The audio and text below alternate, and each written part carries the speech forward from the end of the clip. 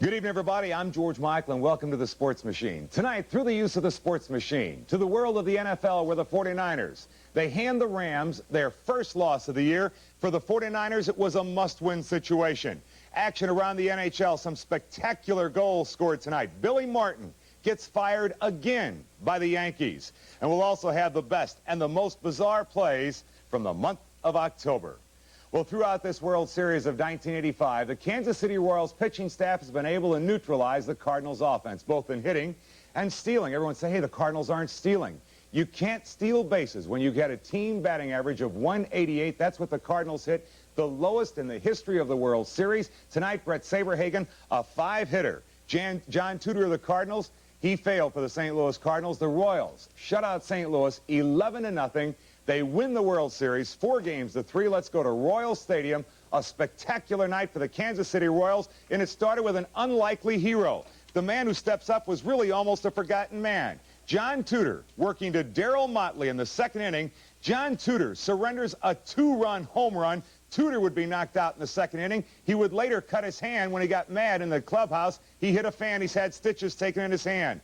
Bottom of the third, Bill Campbell is in relief of John Tudor. Steve Balboni. Hey, he may not have gotten an extra base hit, folks, but he sure came through with a clutch base hit to left. George Brett scores. Frank White scores. The Royals with a 5-0 lead. Bottom of the fifth, Lonnie Smith is up. Lonnie Smith with a shot that gets past Terry Pendleton down the left field line. Steve Balboni comes in to score. Brett Saberhagen, the pitcher who was on first, around third. Here comes a throw to the plate. Not in time. Saberhagen scores 8-0, 6 runs in the fifth, and then there was one very bad incident. Joaquin Andujar in relief. Don Deckinger doesn't give Andujar the inside corner. At least that's the way Andujar saw it. He argues with umpire Deckinger. Whitey Herzog would come out as Joaquin would begin to lose. You could see the tension building, was ready to blow. Now Andujar is arguing. Herzog comes out. He promptly says the magic word coming up right here. When you say the magic word, even in the World Series, Herzog becomes the first man since Billy Martin to be thrown out of a World Series game. Andujar comes in. He bumps the umpire, is restrained by his teammates. Kansas City rolls over the Cardinals 11-0. They win the World Series.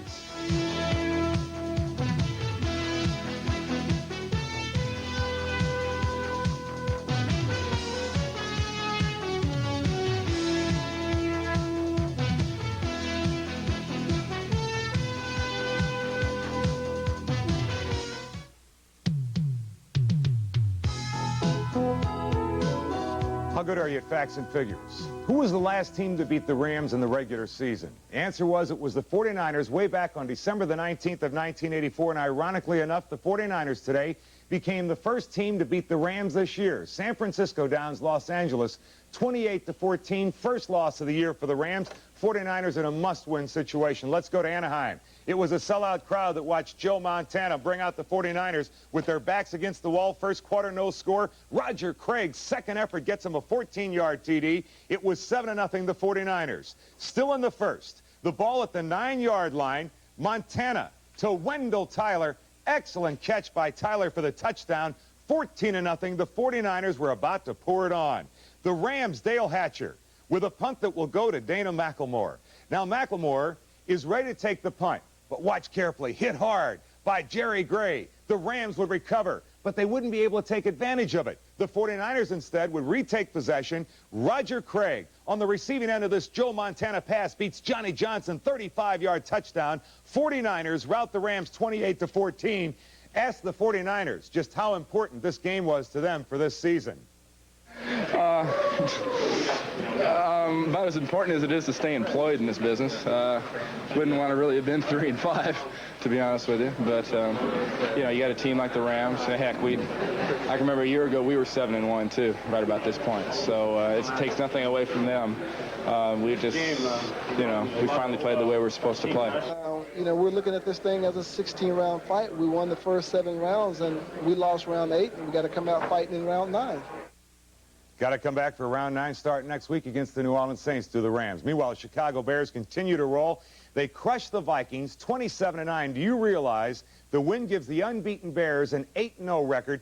It's their best start since 1942. The Bears are on a roll. Let's go to Soldier Field in Chicago. You know by now who the Bears are in their familiar navy blue, the dark blue. First possession, that's McMahon throwing for Dennis McKinnon. McKinnon, 23 yards on the dive into the end zone. 7-0 the Bears. Third quarter, Bears lead 13-7. Tommy Kramer to pass. He gets hit by Richard Dent. The ball falls forward directly into the hands of Otis Wilson. Wilson picks it off. He'll go 22 yards, dives for the end zone, or should I say slides. It's 20-7, the Bears with the lead. Fourth quarter. Jim McMahon. It looks like a harmless little screen pass. Walter Payton. What a great one-hander reception. Payton then works his way into the end zone. The Bears over Minnesota, 27-9. Meanwhile, Detroit quarterback Eric Hipple had himself a great afternoon, which we'll tell you about in just a second. But right now, I would like to introduce to you one of the men who is truly one of the great stars in this game of baseball. Let's go live out to Royal Stadium. George Brett to join us live. George, I would imagine that, first of all, this has to be about as exciting a moment for you, considering you were down 3-1. This has got to be about as exciting as you can ever imagine a World Series victory being.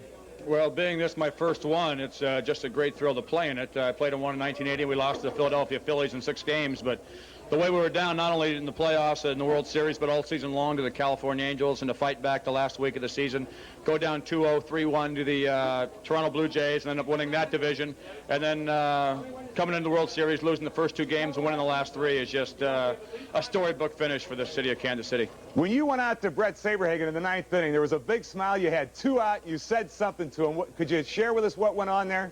I really don't recall what I said. I just wanted to hurry up and get the game over with so I could go in the locker room and do something that I've been waiting to do for 12 years in the major leagues, win a world championship. George, it has to be after Game 4. You were down 3-1. You turned to the reporter and you said this team has never given up. I don't question anything Dick Hauser has done. We're not done, folks. We will come back. Were you just saying that, or did you in your heart say, hey, we're coming back here? Well, I think we proved a lot to ourselves by coming back against the Toronto Blue Jays in a very similar situation, down 3-1, especially going to Toronto for the last 2 wins. We weren't supposed to win that series. We weren't supposed to win our division, first of all, so there really hasn't been any pressure on us.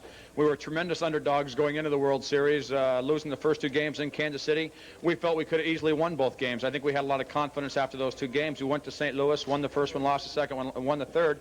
And I think after that, all we kept on saying, if they're going to be world champions, they're going to have to earn it, because we're not going to give it to them. And I think we proved that to them. We played as good a baseball as we can play the last 3 games and ended up winning all 3. It's just a great feeling that the season's now over and we don't have to go out there and try to protect 1-run leads in the 9th inning. Tonight was their easiest game we've had all year, and it came under great circumstances.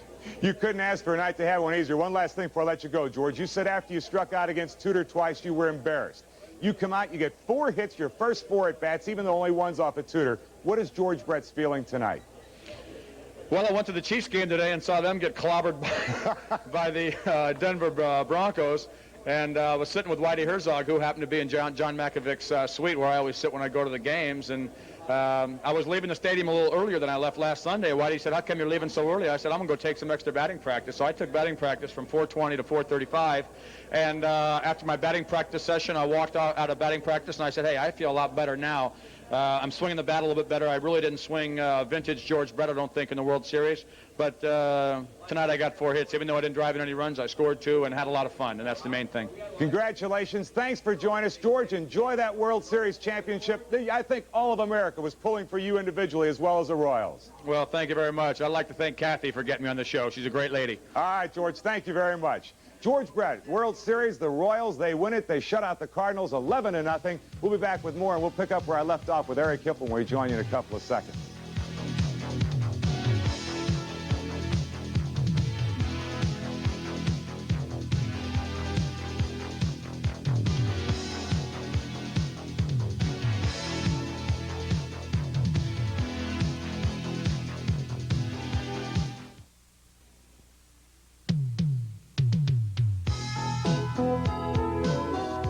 I've got to share something with you.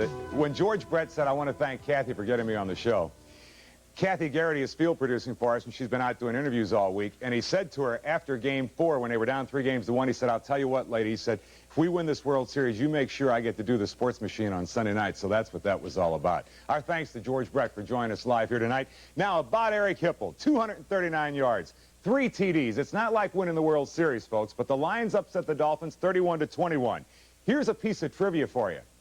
Last week, the Lions beat the 49ers, so Detroit becomes the first team in NFL history to beat previous Super Bowl teams on consecutive weekends.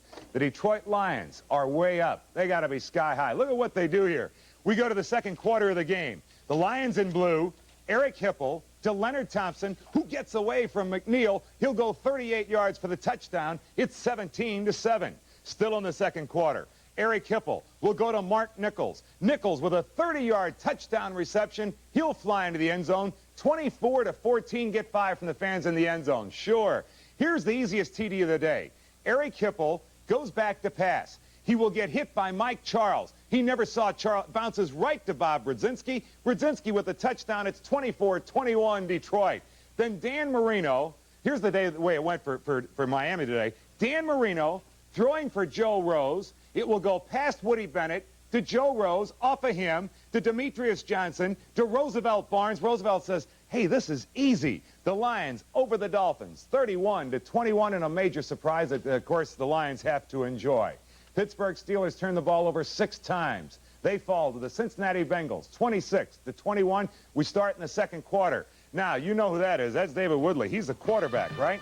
He's the quarterback for the Steelers. Throwing, intercepted by Robert Jackson. David Woodley had a long afternoon. Robert Jackson, 59-yard touchdown. Nobody will catch him. 17-0, the Bengals. The worst pass of the day. Look at this. Bengals, Eddie Brown. Eddie Brown rolls to the right. He wants to, whoops, where'd it go, Eddie? It's a fumble picked up by Mark Catano, or Catano rather. Catano finally brought down by Boomer Esiason. Bengals over the Steelers 21-6. The Redskins got a great touchdown from rookie Gary Clark.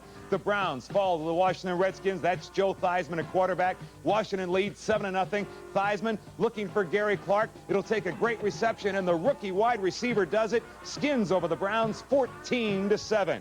The Eagles had to stage a furious fourth quarter rally. They overcome a Buffalo 17-point lead with 3 touchdowns. That's Ron Jaworski in the fourth quarter. Minute 55 to go. Jaworski trails 17-14. Mike Quick, talk about threading the needle. The Eagles win 21-17.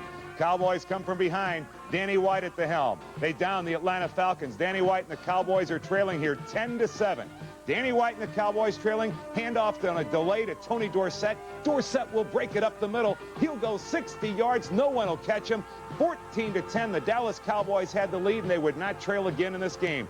Fourth quarter. Danny White to Tony Hill. Watch the photographer who's going to meet Tony Hill. Oh, go down hard, lady. Meanwhile, he comes back over. The photographer says, ma'am, are you all right? She says, oh, I'm all right. At least I made the highlights. Cowboys go on to win 24-10. Neil O'Donohue missed 3 field goals. Cardinals have lost 4 in a row. Fourth quarter, Warren Moon and the Trailers. And the Oilers, they trail 10-6. Moon unloads a bomb for Drew Hill, 37-yard touchdown. Oilers knock off the Cardinals 20-10. The New York Giants got a pair of touchdown runs from Joe Morris as they up their record to 5-3. Oh, the Colts, they intercepted Lynn Dickey 4 times, threw in a little razzle-dazzle. The Packers lose their 5th of the year. Indianapolis Colts, they're in blue. Look at how well they work this.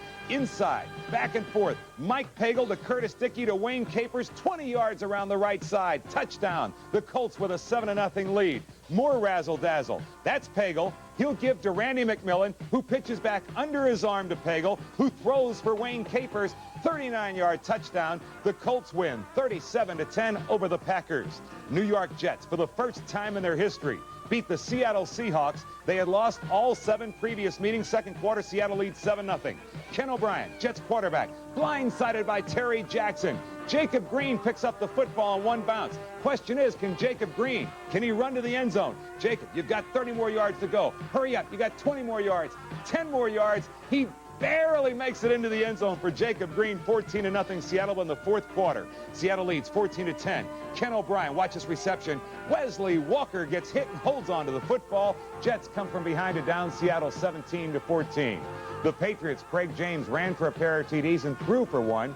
Patriots beat the Tampa Bay Buccaneers. The Broncos move into first place. The Chiefs have now lost 4 in a row. This play kind of typified the Kansas City Chiefs' day.